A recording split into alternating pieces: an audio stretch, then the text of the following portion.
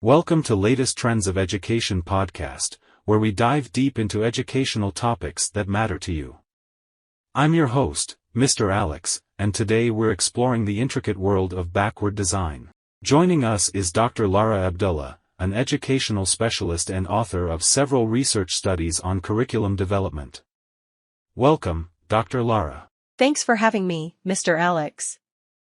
I'm excited to share my insights on this important topic. Could you please define the backward design? Backward design places learning outcomes and student understanding at the center of course design, and then identifies the ways the instructor can support the students. Dr. Lara, what are the main steps for the backward design process? Backward design process constitute of three main steps. Firstly, the desired results, learning outcomes, have to be clearly defined, which outline what the students will learn. Secondly, the evidence of learning has to be determined to provide clarity for how the success has to look like. Thirdly, the learning experiences and instructions have to be planned to outline what the students will do throughout the course. Let's dive into the details of each step in this process. So, could you please provide more information about the desired outcomes and results? The teacher will articulate the learning outcomes for the course. In other words, the teacher will identify what the students have to know, do, or value. A learning outcome is a statement that describes what knowledge, skills, abilities, and/or dispositions you want the students to acquire as a result of a learning experience, or the course as a whole. In all likelihood, the teacher will probably identify too many learning outcomes to fit into a single course, or at least the teacher will find that it cannot place equal emphasis on each one. If this is the case, then the teacher will need to prioritize the learning outcomes, starting with what's most important. Which learning outcomes refer to the big ideas in the course that are crucial for students to understand? These are called enduring understandings and are thought to be the most essential learning outcomes. Which learning outcomes refer to important knowledge, skills, and abilities that students need to acquire? These facts, concepts, theories, and methods are important building blocks that will support the big ideas of the course above, and will also prepare students for future learning. Finally, which learning outcomes refer to knowledge, skills, and abilities that are somewhat less essential? In other words, while your students might not master these concepts or ideas or processes, it may still be valuable to provide them with some exposure to, or familiarity with, these things. Answering of these questions will help the teacher to prioritize which learning outcomes are essential, which are important, and which are less crucial, i.e., nice to know. Recognizing the relative importance of learning outcomes will help to design the course in meaningful, integrated ways. Tell us about the evidence of learning which confirms that students have achieved the learning goals based on the backward design model. The second step in the backward design process is to determine what the teacher will gather as evidence that students are achieving the learning goals of the course. In other words, step 2 prompts the teacher with the questions: what will it look like when they get it? What does student learning look like? When planning how the teacher will collect this information, consider different types of evidence: essay exams, term papers, quizzes, lab reports, problem sets, group presentations, reflection papers, etc. Typically, these evaluation methods help the teacher to determine course grades, but they should also be understood as ways to gauge student achievement of the learning outcomes. In this sense, these assignments can help with both grades and assessment of learning outcomes.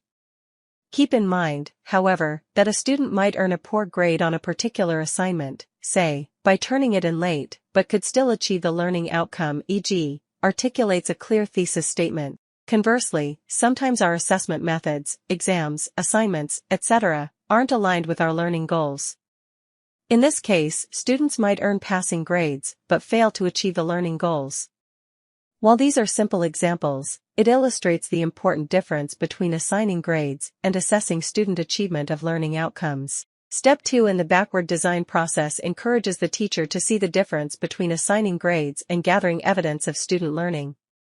After all, the teacher might even ask students to complete non-graded activities or assignments, small group reflection sessions, midterm course evaluations, service learning projects, providing peer commentary on written papers, etc., which can provide the teacher with insight into student learning. Sounds very interesting.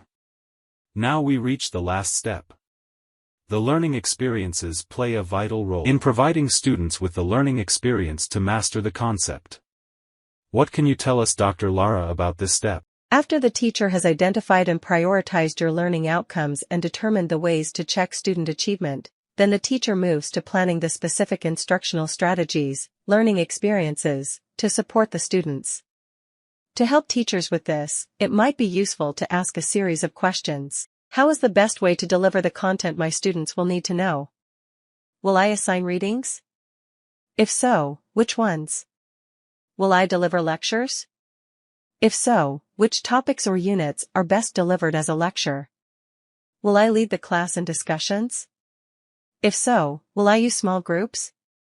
Will I refer to case studies to guide discussion? How can I create an active, collaborative learning environment that encourages students to feel a genuine sense of ownership toward, and responsibility for, their own learning? What are the key examples, dilemmas, or conflicts my students need to know? What's the best way to convey these things? How can I reverse engineer complex learning outcomes and provide my students with a supportive, stepwise sequence of learning activities?